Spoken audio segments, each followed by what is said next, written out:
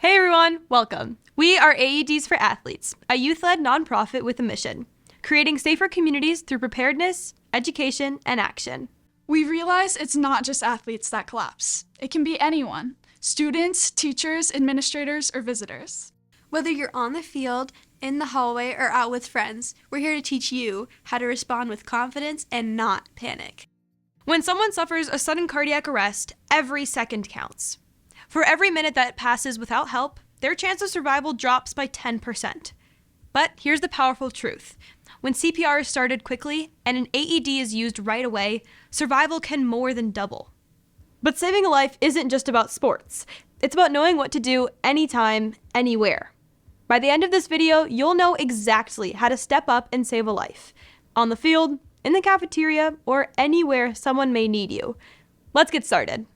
So today, we'll cover why this matters in the stats nobody tells you, what actually causes a heart to stop in young people, how to save a life, the ABCs, high-quality CPR, and how to use an AED, and finally, hands-on practice breaks will be embedded throughout so you can practice these critical skills. A few years ago, a clip from an NFL game went viral. You may know Damar Hamlin's story, but if you don't, Google it. We can't show it for copyrighted reasons, but we can totally talk through what happened.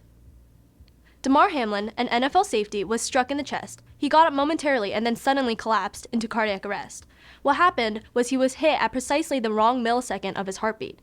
You will also notice that the game was stopped immediately, and the country watched as the well-practiced machine of the NFL's medical first responders rapidly assessed and managed a critical situation. Right there on the field within seconds of collapse. This is critical and why we are here. The more people that know how to save a life, the quicker the response to emergencies will be. Stats time, but don't zone out. These numbers are important.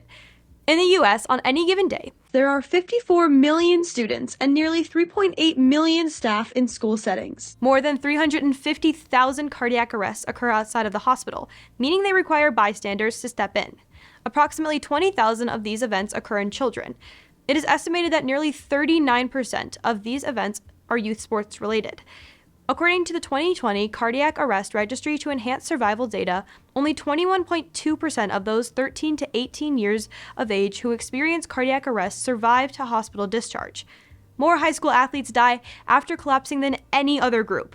Unfortunately, CPR is initiated and AEDs used in only about 41% and 6% respectively in outside of hospital cardiac arrest. We are here to help change that because we know preparation is the essential key to saving lives. And so, the goal of this video is to empower you. Why are high schoolers dying at a much higher rate? Well, first, we have the most athletes, with over 8 million high school athletes across the US. Unfortunately, we're young, and a lot of serious heart conditions haven't been diagnosed yet. Sometimes, you don't know something's wrong until it's too late, leading to problems going unnoticed and untreated. Another reason for the poor survival rates in high school athletes is that there are fewer people at high school events that are prepared to handle emergency situations. We know not every school has an athletic trainer, and even if you do, they can't be everywhere at once. This is why it is critical that we learn how to save our teammates. Now take a moment to think. Wherever you are, raise your hand if you've seen an AED before. Know what CPR is. Have watched either being used in real life. By the end of this session, every one of you will be able to answer yes with confidence, at least for the first two. We just learned that more high schoolers die from sports-related cardiac arrest than any other athlete. For every minute an AED isn't on that chest, survival drops around 10%, which gives you about 10 minutes before your teammate's chance of survival is about 0. An AED shock is the only way to reset a heart and restore it to its normal rhythm. Now, let's dig into the science. Think of your heart as both an electrical circuit and a pump. When everything is normal, it pushes out blood like a fire hydrant. And when things are going wrong, it just wiggles around like a bag of worms. This is an echocardiogram showing us the heart. In this first video, you can see a normal heart. See how it moves in a coordinated motion, pumping the blood out and filling back up. That's what a healthy heartbeat looks like. But now, check out this second video. Something's not right. The heart is just twitching instead of pumping. It's kind of wiggling like a bag of worms. That's called ventricular fibrillation, or VF. The heart's rhythm is off, not squeezing the blood out of the heart. When that happens, the heart can't move blood where it needs to go. The brain and body stop getting oxygen, and the person can collapse. Collapse due to ventricular fibrillation causes sudden cardiac arrest, or SCA. Let's talk about the most common causes of collapse in young people in the United States. Understanding this can help us understand the importance of knowing how to use an AED. First, we have hypertrophic cardiomyopathy. Let's break that word down. Hypertrophic basically means big or enlarged. Cardio refers to the heart, and myopathy means diseased muscle tissue. So basically, it means a large heart, which is kind of accurate. When someone has hypertrophic cardiomyopathy, the heart wall thickens.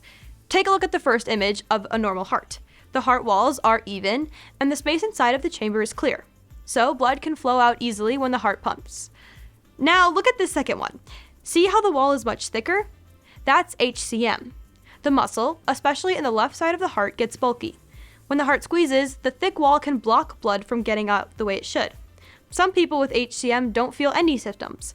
Others might feel chest pain, shortness of breath, or a racing heartbeat, especially during exercise.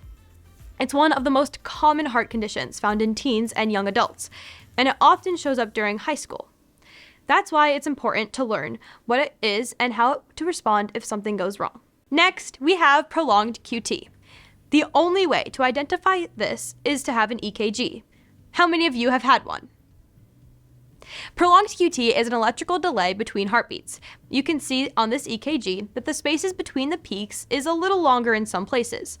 Olympic swimmer Dana Vollmer competed with it, but her mom was always poolside with an AED, ready for when her daughter collapsed and was fished out of the water. Her success story proves diagnosis and preparation can be successful. And finally, we have commotio cordis. This is what many people believe happened to Damar Hamlin.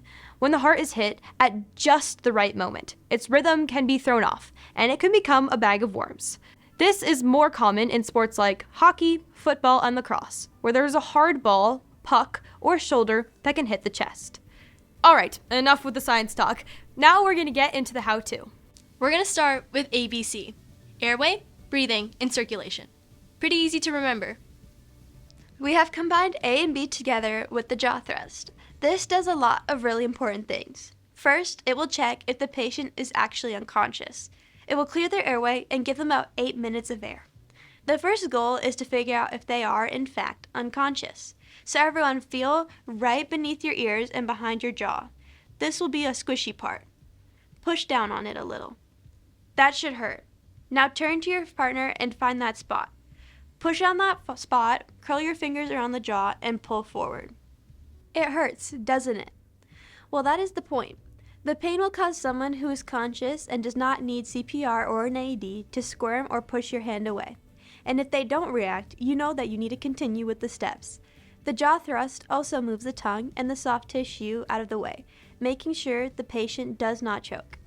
And they take a big breath of air, giving you 8 minutes. This is more efficient than having to breathe in the person's mouth during CPR. If you have an extra person, they can hold the jaw thrust to allow for a constant supply of air. Alright, now that you know the person is unconscious, and you have done A and B, let's jump to the next step, C, for check pulse. Since your hands are already by the neck from the jaw thrust, just slide them down and check for the carotid pulse. We check this pulse because it is one of the strongest in the body, and stays detectable the longest, even when blood flow is dropping. A quick tip, don't use your thumb to check the pulse because it has a pulse of its own. So use your index and middle finger to check the pulse. Okay, let's try it. Find your own pulse.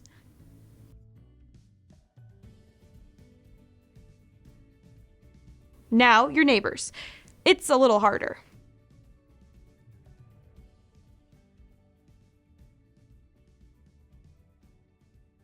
Okay, there are 2 parts to the C, the next being CPR. So interlace your fingers like this, and the heel of your hand will go in the center of their chest. You're going to push hard, about 2 inches deep, and fast. Think of a song with a beat around 100 to 120 beats per minute, like Staying Alive or Baby Shark. When you do push down, make sure the chest rises fully before pressing again. That's really important, as it gives the heart the chance to fill with blood before the next compression. If you think about it, you are trying to simulate a heartbeat. So you are pushing the blood out and allowing the heart to fill up again, just to push it out again. If you're using mannequins, pretend that they have legs, and don't straddle them, please. Instead, you're using mannequins flat on the floor and kneel beside it, keeping your elbows nearly locked. Use your whole body weight to press straight down. That makes your compression stronger and more effective. Okay, let's put it all together. You're going to practice the ABCs and CPR on your mannequins. Get into groups and see what you can do. Let's try it. Can you keep up with the beat for a full minute?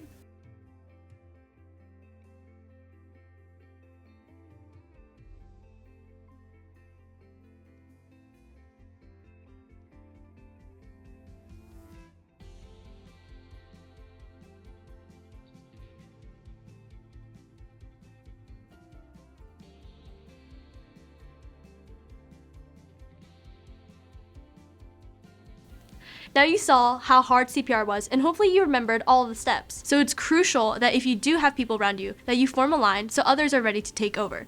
And do not be ashamed if you do get tired, because you are not helping anyone by doing tired, ineffective CPR. Okay, let's get into the AEDs. And don't forget, the point of CPR is to act as a bridge until you have an AED. This is what an AED looks like. You can find them all over, in libraries, airports, schools, and other places. An AED is the most important step when you have someone that has collapsed, because it is the only way to turn that bag of worms back into a fire hydrant. Okay, when you open an AED, or you're training AEDs, they will have pads. These pads should be placed around the heart, on the right collarbone, and under the heart on the left side. Here, you are creating a circuit to jumpstart the heart. If the patient is a smaller child and the pads don't fit without touching each other, put them on the front and back of the kit. Here are a few tips. The patient does not need to be completely dry. Just do the best you can. The pads need to go on bare skin. The pads cannot touch because they would short circuit. Try not to put the pads on jewelry. Move necklaces to the side, and if they have a nipple ring, try not to put the pad on it because it would burn the patient. If the patient is older and has a pacer, don't put the pads on it. It kind of looks like a big box under the skin. And finally, it is okay if you break some ribs when performing CPR. It may happen, but someone would rather have broken ribs than be dead, so don't stop.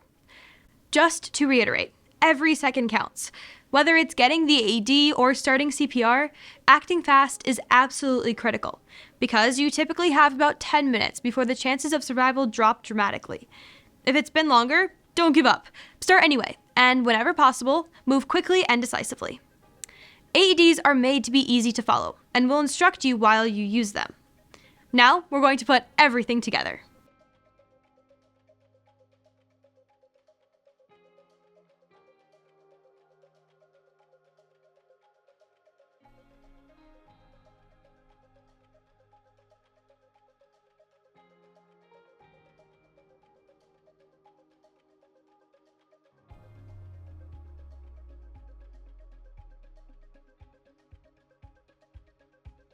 Unit OK. Stay calm. Check responsiveness. Call for help. Attach defib pads to patient's bare chest.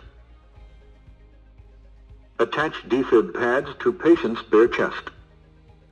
Don't touch patient. Analyzing. Press flashing shock button.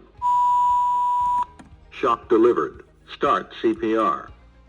Here's what your practice should resemble.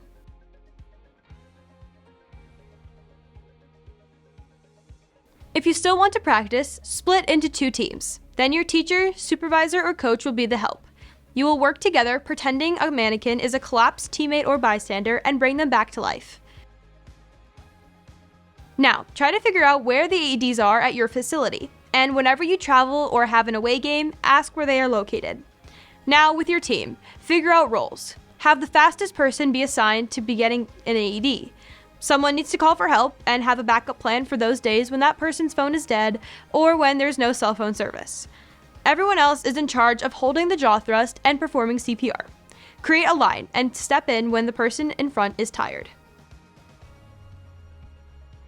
You just learned skills that can save a life. We have a responsibility to be prepared and educate ourselves. Remember, when a life is on the line, you are the help until help arrives. Thanks so much for training with us. Now, get out there and be the heartbeat your community can count on.